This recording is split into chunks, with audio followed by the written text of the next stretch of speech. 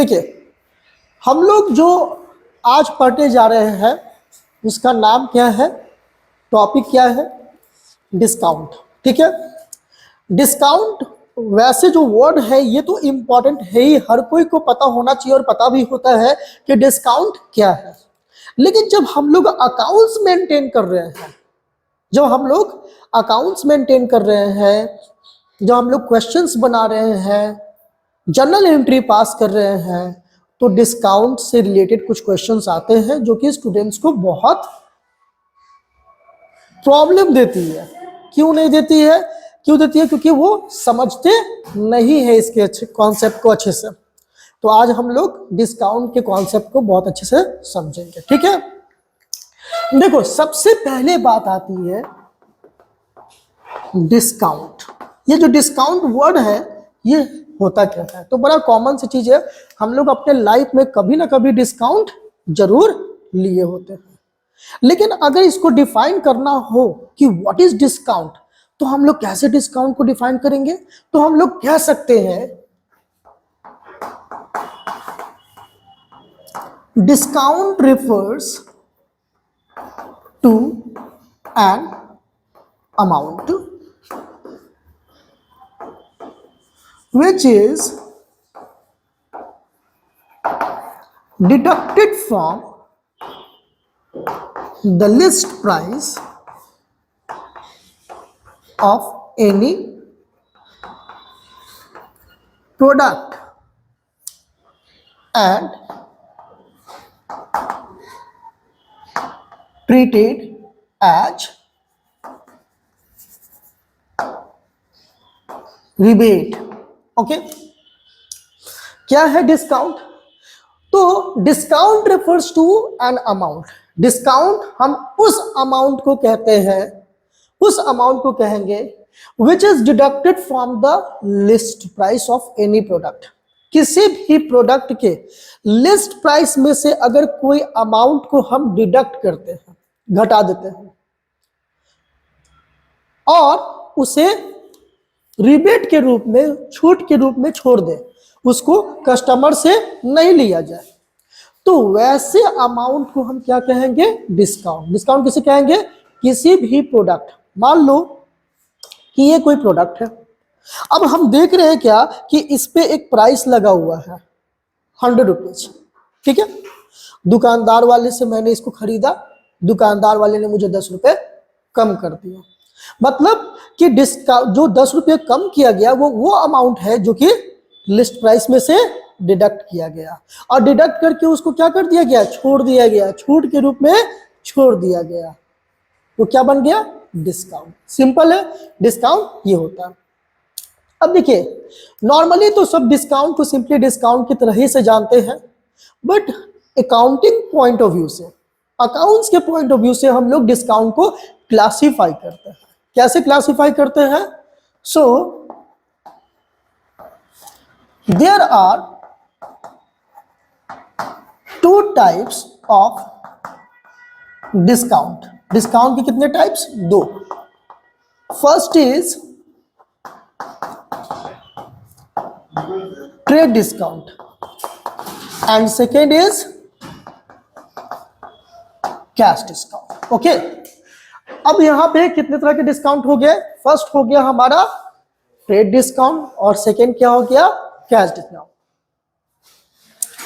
कहीं कहीं पे आपको ऐसा भी सुनने को मिल जाएगा कि एक और डिस्काउंट होता है जिसको हम लोग स्पेशल डिस्काउंट कहते हैं। तो अकाउंटिंग के हिसाब से ऐसा कुछ नहीं होता है। ठीक है, आपको अकाउंट्स के हिसाब से कितने पार्ट्स में डिवाइड किया गया डिस्काउंट को? 2। पहला है ट्रेड डिस्काउंट और दूसरा है कैश डिस्काउंट। इसके डेफिनेशन को समझने से पहले हम लोग एक एग्जांपल लेते हैं। आप लोग बताइएगा कि आपने कभी ट्रेड डिस्काउंट लिया है कि नहीं। जरा सोचो, कभी आप लोग कोई वस्तु खरीदने गए, कोई चीज खरीदने गए और आपने डिस्काउंट मांगा नहीं, दुकानदार ने खुद से दे दिया। ऐसा आप लोग के साथ हुआ है? हुआ है? आप लोग के सबके साथ हुआ है। ठीक है, क्या खरीदने गया था? जैसे जींस लेना होता है तो उसमें कुछ परसेंट डिस्काउंट। चलिए ठीक है। यानी कि आपने देखा होगा कि आप मान लीजिए जैसा कि प्रवीण जींस खरीदने गया, ठीक है, तो बताया होगा कितने का, तो बताया होगा ये 1699 रुपए का है और आपको ऐसे ऐसे करके आपको 1350 रुपया पड़ जाएगा। आपने मांगा क्या डिस्काउंट? नो, आपको खुद दे लिया। आप बुक खरीदने गए, कितने का? 500 का है, 450 का पड़ेगा। What is this? मैंने मांगा ही नहीं, मैंने मांगा ही नहीं, तो वो डिस्काउंट हमें मिल कैसे गया? तो वो डिस्काउंट कहलाता है ट्रेड डिस्काउंट। उसे हम क्या कहते हैं? Trade discount. और वो डिस्काउंट कस्टमर को इसलिए दुकानदार ने दिया है क्योंकि वो डिस्काउंट उसने जहां से खरीदा है उसको भी मिला है, यानी कि होलसेलर से। होलसेलर को ने जहां से खरीदा है डिस्ट्रीब्यूटर से, उसको भी वहां से मिला है, और उसने जहां से खरीदा है मैन्युफैक्चरर से, उसको वहां से मिला है। इसका मतलब क्या हुआ कि ये डिस्काउंट एक दूसरे से पास होता चला गया। अब बात है सबसे पहले जो दिया वो कैसे दिया, तो वो कौन दे रहा है? मैन्युफैक्चरर। तो मैन्युफैक्चरर को पता है कि 10 रुपया हमें डिस्काउंट देना है, तो वो पहले ही 10 रुपया उस पर इंक्रीज करके दिखाता है। ठीक है, ये हो गया हमारा डिस्काउंट। इसको हम लोग कैसे ट्रेड डिस्काउंट को डिफाइन कर सकते हैं?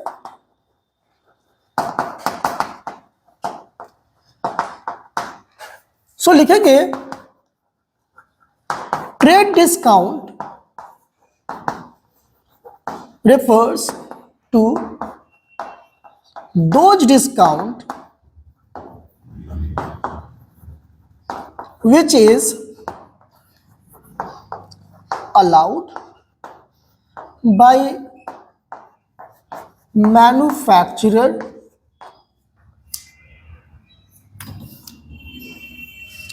to wholesaler या डीलर कह सकते हैं, by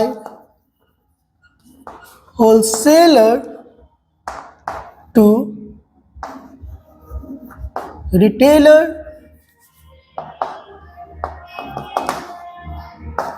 by retailer to consumer। Okay,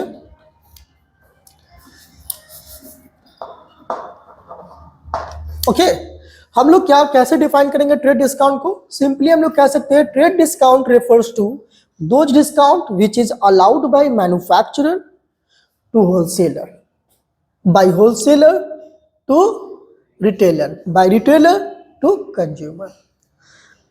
ठीक है, यानी हम लोग कंज्यूमर है, फाइनली जिसके पास गुड्स पहुंच जाता है उसको क्या कहेंगे? कंज्यूमर।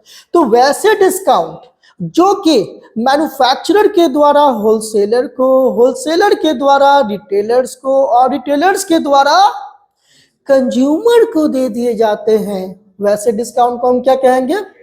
Trade discount. क्लियर है? अब देखो, रिटेलर ने जब कंज्यूमर को दिया डिस्काउंट, क्या इसको लॉस हुआ? लॉस नहीं हुआ। क्यों नहीं लॉस हुआ? क्योंकि इसको होलसेलर ने दिया था। होलसेलर ने जब रिटेलर्स को दिया तो क्या इसको लॉस हुआ क्या? नो। तो क्यों? क्योंकि इसको मैन्युफैक्चरर ने दिया है। क्या मैन्युफैक्चरर को लॉस हुआ? नो। क्यों? क्योंकि मैन्युफैक्चरर क्या है? वो प्राइस मेकर है, वो खुद प्राइस डिटरमाइन कर रहा है, तो उसको पता है कि जब हमें डिस्काउंट देना है तो वो प्राइस जाहिर सी बात है उसको इंक्रीज करके दिखाएगा। ठीक है, इसलिए इस डिस्काउंट में किसी का कोई नुकसान, किसी भी सेलर को लॉस नहीं होता है, और चूंकि ये लॉस नहीं होता है इसीलिए ट्रेड डिस्काउंट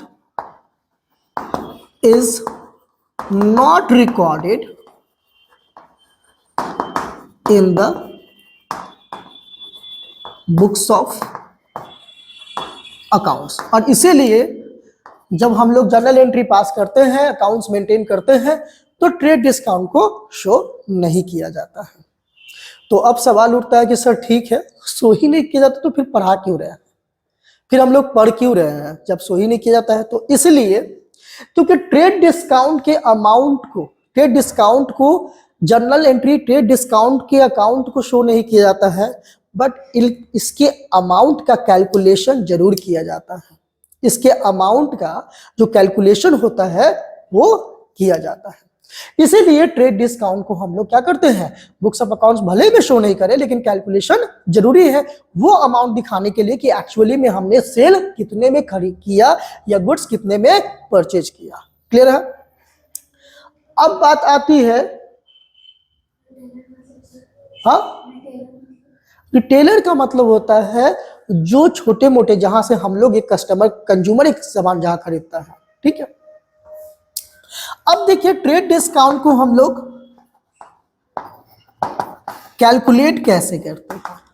क्या है ट्रेड डिस्काउंट, कैसे कैलकुलेट करेंगे? सिंपल, सबसे पहले तो लिस्ट प्राइस। लिस्ट प्राइस का मतलब क्या हो जाएगा, जो भी गुड्स के ऊपर छपी हुई कीमत होती है उसको हम क्या कहेंगे, list price, into rate of trade discount. Trade discount का जो रेट होगा वो हम लोग लिखेंगे बाय 100। ये फॉर्मूला यूज करके हम लोग क्या कर सकते हैं, ट्रेड डिस्काउंट के अमाउंट को निकाल सकते हैं। ठीक है, यहां पे मैंने फॉर्मूला को लिखा है। फॉर्मूला की जरूरत नहीं है, आप लोग ऐसे माइंड में ही ट्रेड डिस्काउंट को कैलकुलेट कर लेते हो, कैलकुलेट कर लेते हो डिस्काउंट को। फॉर्मूला क्यों लिखा है? क्या, जब आप जर्नल एंट्री पास करोगे, अमाउंट आएगा तो उसमें कैलकुलेशन की जरूरत पड़ेगी आपको, क्योंकि क्वेश्चंस में ट्रेड डिस्काउंट, कैश डिस्काउंट सारे रहेंगे, तो उस समय आपको कुछ कैलकुलेशन, अमाउंट कैलकुलेट करोगे तो आपको शो भी करना होगा वर्किंग नोट्स में कि अमाउंट कैसे आया, तो उस टाइम आपको ये फॉर्मूला काम आएगा। ठीक है, अब ये तो लिस्ट प्राइस निकल गया ना। अब जब लिस्ट प्राइस निकल जाएगा, फिर उसके बाद एक और जो फॉर्मूला आएगा वो होगा इनवॉइस प्राइस के लिए। किसके लिए? Invoice price. अब इनवॉइस प्राइस क्या होता है इसके बारे में बताते हैं, पहले लिखते हैं। इनवॉइस प्राइस का फॉर्मूला हो जाएगा list price minus trade discount. Formula क्या हो जाएगा, list price minus trade discount. देखो अब कह रहा है कि इनवॉइस प्राइस क्या होता है, तो कह रहा है इनवॉइस का मतलब क्या होता है, बिल। ओके, क्या होता है, बिल। जैसे मान लो कि ये क्या है, हमारा एक प्रोडक्ट है जिसकी कीमत है 100 रुपीज। ओके, अब मैंने खरीदा, जब हमने खरीदा तो इसका तो बिल भी मिलेगा ना, तो जो बिल में मिलेगा तो उस बिल के ऊपर इसकी कितनी प्राइस शो की जाएगी, कितनी शो की जाएगी, तो जितने भी कीमत इसको शो किया जाएगा, जिस प्राइस पे ये हमारा बिल तैयार होगा, इनवॉइस बनेगा, उसको हम क्या कहेंगे, इनवॉइस प्राइस। उसे क्या कहेंगे, इनवॉइस प्राइस। फॉर एग्जांपल कि ये 100 रुपए का है, इसकी कीमत है, प्राइस है, लिस्टेड प्राइस है ₹100 और 10% डिस्काउंट है, ट्रेड डिस्काउंट उसने दे दिया, ट्रेड डिस्काउंट दे दिया उसने 10%। सिंपल है, तो जो बिल बनेगा वो सीधे 90 रुपीज की बनेगी। तो ये जो 90 रुपीज है वो क्या है, वो हमारा है इनवॉइस प्राइस। और कैसे पता चलेगा, सिंपल है, हमने क्या किया, इसकी कीमत 100 रुपीज यानी लिस्ट प्राइस 100, डिस्काउंट कितना घटाया हमने इसमें, 10 रुपीज, तो कितना आया, 90। ठीक है, ये आपको होगा। अब कभी मन में आपके ऐसे क्वेश्चन आ सकते हैं कि सर ऐसा भी तो हो सकता है कि पहले लिस्ट प्राइस दिखाएगा और लिस्ट प्राइस दिखा के ट्रेड डिस्काउंट, ठीक है, ट्रेड डिस्काउंट लेस करके दिखाए, ऐसा भी हो सकता है। तो देखो ऐसा भी कह सकता है, पहले लिस्ट प्राइस दिखा के फिर ट्रेड डिस्काउंट को डिडक्ट करके और फिर उसके बाद आपका बिल बने। लेकिन जर्नल एंट्री के हिसाब से, अकाउंट्स के हिसाब से ट्रेड डिस्काउंट का कोई मतलब नहीं है, वो सीधे 90 रुपीज को देखता है। ठीक है, कि 90 रुपीज उसकी इनवॉइस प्राइस है। अगर उसके अलावे कोई डिस्काउंट मिलता है तब उसे मेंशन करना जरूरी होता है कि अलग से डिस्काउंट दिया गया है। लेकिन जो डिस्काउंट ट्रेड डिस्काउंट है उसको दिखाने की जरूरत नहीं होती है बुक्स ऑफ अकाउंट्स में, इसीलिए उसको डिडक्ट करने के बाद जो प्राइस आती है वो एक्चुअल वो प्राइस होता है जिसपे इनवॉइस बनती है, यानी इनवॉइस प्राइस होता है। क्लियर है? इसे हम लोग एक एग्जांपल के थ्रू समझते हैं। ओके,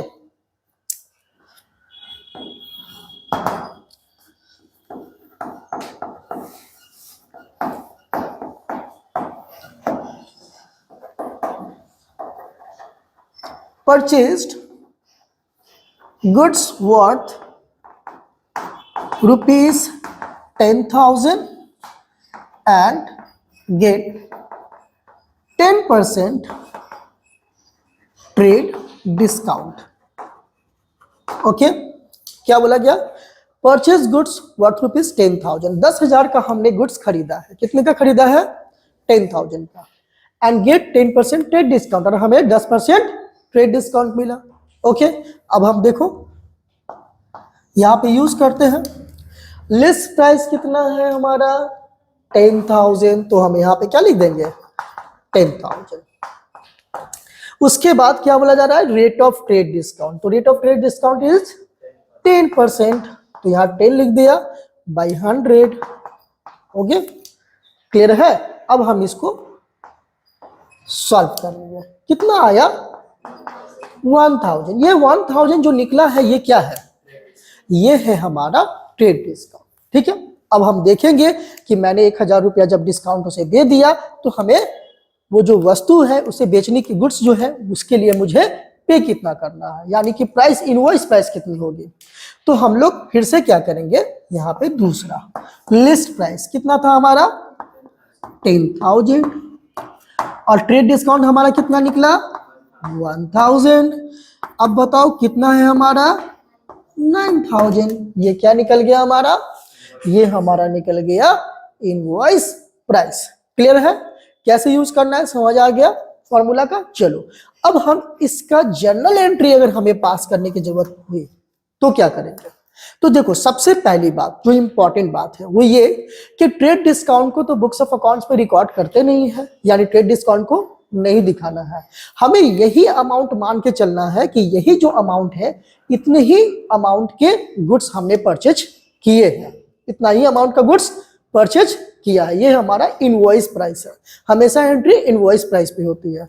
तो हम लोग जर्नल एंट्री पास करने जा रहे हैं, तो कर क्या रहे हैं? गुड्स परचेज कर रहे हैं। गुड्स क्या हो रहा है? हमारे बिजनेस में आ रहा है। तो हम लोग लिखेंगे परचेजेज अकाउंट डेबिट। कैसे? जो आपको पता है कि जब भी गुड्स आ रहा है यानी तो ये डेबिट में होगा, क्योंकि according to real account goods is come in our business, so it will be debited. और अगर हम लोग परचेज अकाउंट को नॉमिनल अकाउंट के हिसाब से समझेंगे तो ये एक्सपेंस है, इसीलिए भी डेबिट में। गुड्स परचेज कर रहे हैं और कैश जा रहा है। जब कोई इंफॉर्मेशन नहीं है कि किससे परचेज कर रहे हैं तो इसका मतलब ये कैश ट्रांजेक्शन ही है, तो कैश जा रहा है। 9,000 के गुड्स आ रहे हैं और 9,000 के कैश जा रहे हैं। क्लियर है? अब एक चीज ध्यान देने वाली है, वो क्या है कि भले ही हम लोग क्या करेंगे, जर्नल एंट्री में हम लोग डिस्काउंट को शो ना करें, लेकिन नरेशन के अंदर जरूर से शो करना होता है। But it must be shown in the narration. जब हम लोग नरेशन लिखते हैं तो उसमें ट्रेड डिस्काउंट का जिक्र करना जरूरी होता है। ठीक है? Like being the goods purchased and get 10% TD, short में टीडी लिख दिया ट्रेड डिस्काउंट को। देखो हमने क्या किया, यहां भले ही ट्रेड डिस्काउंट को हमने शो नहीं किया है, बट यहां पे क्या किया, being the goods purchased and get 10% TD, trade discount का जिक्र किया ना, तो नरेशन में करना जरूरी होता है। ये हमारा हुआ ट्रेड डिस्काउंट का कॉन्सेप्ट। क्लियर है? चलो अब नोट डाउन कर लो।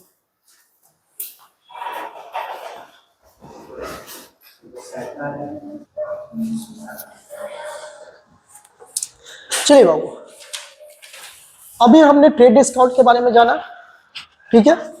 अब हम लोग क्या करेंगे, कैश डिस्काउंट के बारे में समझेंगे कि कैश डिस्काउंट क्या होता है। ओके, देखिए दूसरा जो है हमारा, अब हम लोग क्या जानेंगे, कैश डिस्काउंट। ट्रेड डिस्काउंट समझ लिए, ये कैश डिस्काउंट क्या होता है। तो ट्रेड डिस्काउंट तो अपनी मर्जी से दे दिया जाता है, है ना। अच्छा, एक डिस्काउंट जो होता है वो अपनी मर्जी से दे दिया जाता है, और कुछ डिस्काउंट ऐसे होते हैं जो एकदम लड़ झड़ के लिया जाता है ना। नहीं ऐसे नहीं है, इतना तो देना ही पड़ेगा, ऐसे कैसे, नहीं नहीं नहीं नहीं नहीं नहीं नहीं, नहीं ऐसे करके, ठीक है। और कई बार तो लड़के लोग को देखिए, वो लोग तो सीधे पैसे रख के चल जाती है, हो गया हो गया हो गया। दुकानदार सोचता अरे क्या हो गया, है ना। तो प्रॉब्लम आती है, ठीक है। कभी कभी खुश भी हो जाता है, अरे चलो अपना आदमी है, ठीक है, अरे बड़ा टाइम पर पैसा दे रहा है, चलो इसको डिस्काउंट दे दो। तो ऐसे करके ट्रेड डिस्काउंट के अलावा जो भी डिस्काउंट जिसमें सेलर का नुकसान हो, लॉस हो, मतलब वो अपनी प्रॉफिट में से काट कर आपको दे रहा है, वैसे डिस्काउंट को हम लोग क्या कहेंगे, कैश डिस्काउंट। डिफाइन कैसे करेंगे? Cash discount refers to those discount which is allowed by seller to buyer for the payment on due date or to attract the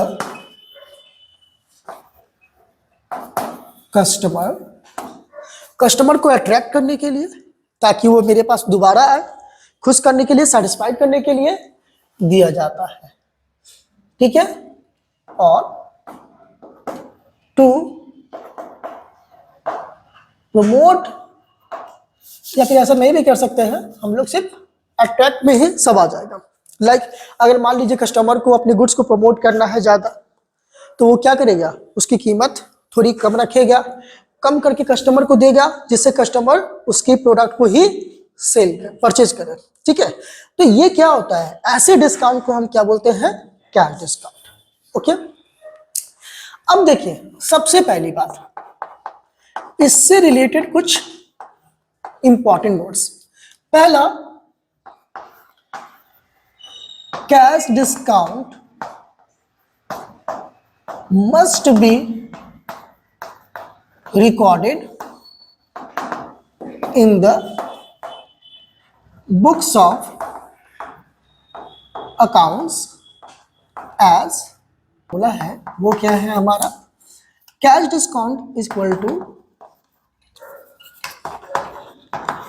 invoice price into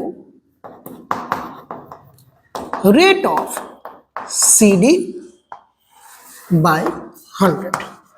okay, हमने यहाँ पे क्या फॉर्मूला लिखा है, invoice price into rate of CD, यानी cash discount by 100।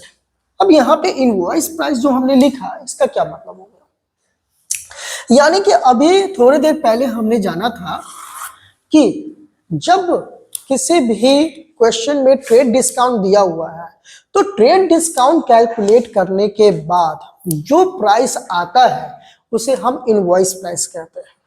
Clear है? तो अगर मान लीजिए कि क्वेश्चन में ट्रेड डिस्काउंट दिया हुआ है, तो पहले हम ट्रेड डिस्काउंट को कैलकुलेट करेंगे, और ट्रेड डिस्काउंट कैलकुलेट करने के बाद जो इनवॉइस प्राइस आएगी, वो इनवॉइस प्राइस यहां पे लेंगे कैश डिस्काउंट को कैलकुलेट करने के लिए। अगर मान लीजिए कि किसी क्वेश्चन में ट्रेड डिस्काउंट नहीं है, सिर्फ कैश डिस्काउंट है, तो जो लिस्ट प्राइस होगी उसी को इनवॉइस प्राइस मानी जाएगी, ठीक है। तो क्या हम इसके जगह पर ऐसे भी लिख सकते हैं क्या, cash discount is equal to list price minus trade discount into rate of CD by 100, यानी कि list price minus trade discount.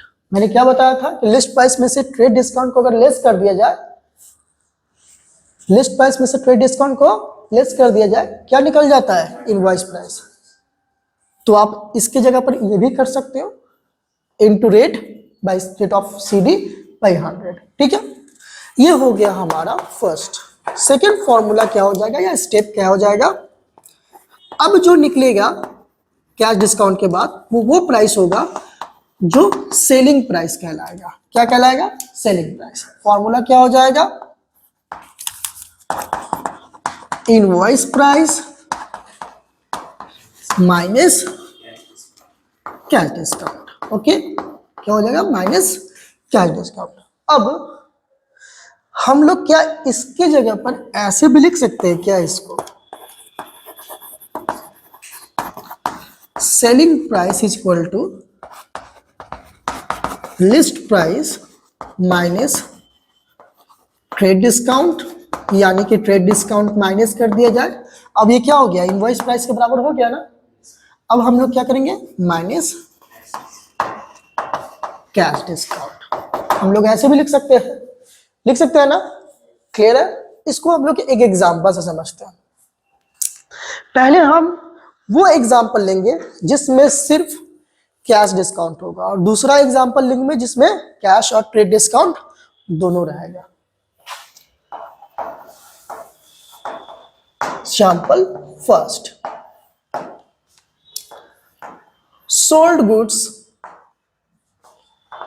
worth rupees 10,000 and allowed 10% CD यानी कैश डिस्काउंट। ठीक है, गुड्स बेचा कितने का, 10,000 का, और 10% क्या किया, कैश डिस्काउंट दिया।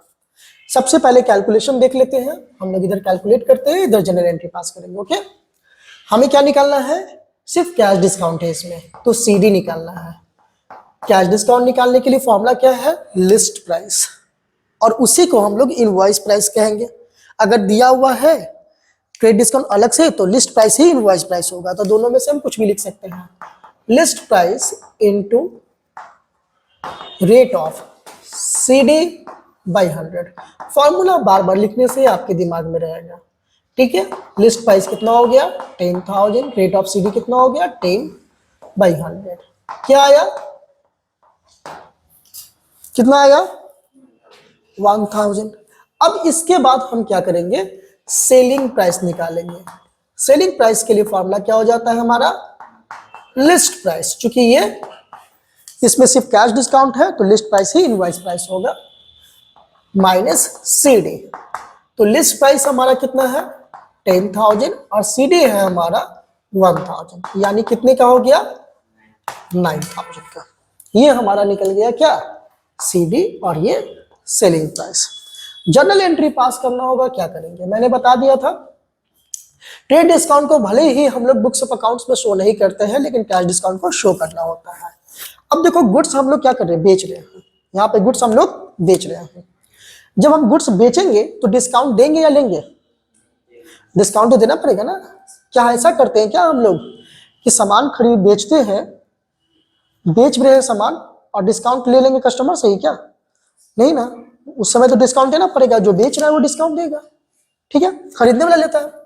तो हमारे लिए ये डिस्काउंट क्या है, एक्सपेंस है या लॉस है, सॉरी, हमारे लिए ये डिस्काउंट इनकम या गेन के फॉर्म में या एक्सपेंसेस लॉस के फॉर्म में हो सकता है। ये हमारे लिए एक लॉस है। ठीक है, डिस्काउंट।